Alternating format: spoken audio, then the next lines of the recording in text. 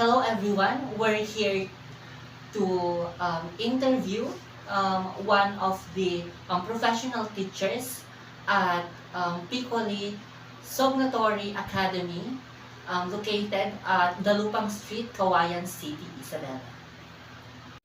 Good afternoon, everyone. So, we are here today with Ma'am Ronabel Mariano. Ma'am, 23 years old, graduated at Isabela State University Kawayan Campus with a Bachelor of Elementary Education in the year of 2025.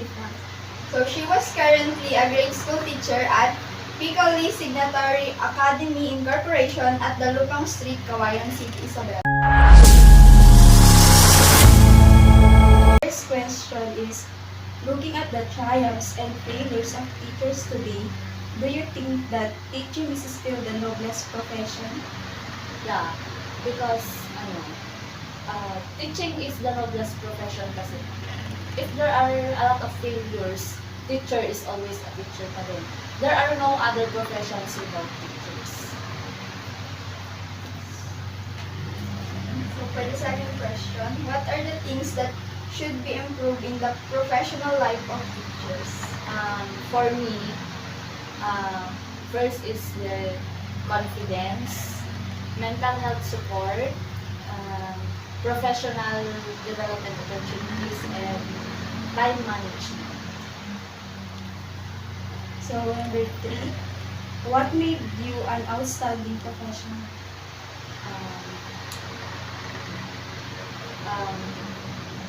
The things that make me an outstanding professional is through my perseverance, dedication, and my family as my motivation, and also sa mga tao na nagda-down sa amin. Yun yung naging motivation ko na kailangan kong mag-aral ng mabuti and na kailangan kong dapat makapasa. So nice. In what ways can the community and government support teachers better? First, community. Kailangan nila makikollaborate para kunwari yung school na sa community.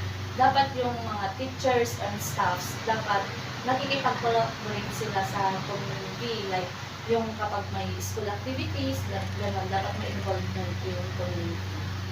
And yung sa government, dapat, for me, mas taasan pa nila yung sahod ng teachers.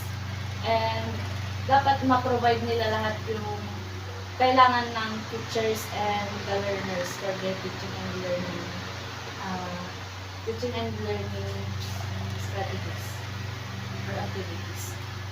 So, last, how do teachers balance their professional duties and personal lives? For me, it's only time management. Dapat you have a schedule sa school or during working times, and dapat ibalat tayong schedule mo sa bahay. Yung example is, hindi ka dapat mag-uwi ng mga school works, gano'n kapag example is rest time mo. Dapat may time ka pa rin para sa sarili mo para hindi ka masyadong ma-stress. Ayun ma'am, maraming salamat po sa konting oras na inilaan mo para sa amin. At maraming salamat din po sa iyong pagbabahagi ng iyong experience sa amin bilang isang professional na guro. Thank you ma'am.